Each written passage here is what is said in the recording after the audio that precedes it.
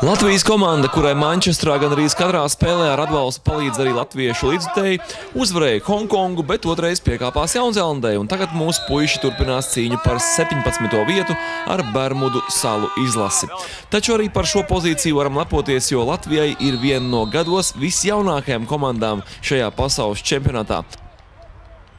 Jā, bija patiešām smaga spēle, lai gan uzvarējām pārliecinoši. Nevienu brīdi nejūtāmies ērti laukumā, jo latvieši ir fiziski labā kondīcijā un neļauj mums brīvi elpot. Fiziski mēs varējām noskriet līdzi, visu varējām izdarīt, bet varēja redzēt, ka viņiem daži ir tehniskāki spēlētāji, tie amerikāņi, nekā mums.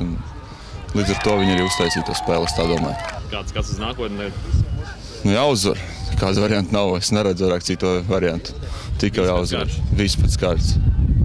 Lai kā arī nebeigtos mūsu vīriem šis turnīrs, kurā Latvija galvenokārt krājas starptautisko spēļu pieredzi, ir redzams, ka sarkani balti sarkanā komanda ir ar pamatīgu potenciālu, un treneris Dzintars Kalniņš ar šiem puišiem varēs tā kārtīgi uzspraigāt pēc 2 gadiem Eiropas čempionātā, kas notiks Amsterdamā, un Holandē jau būs jāmēģina iekļūt olimpiskajā sešiniekā.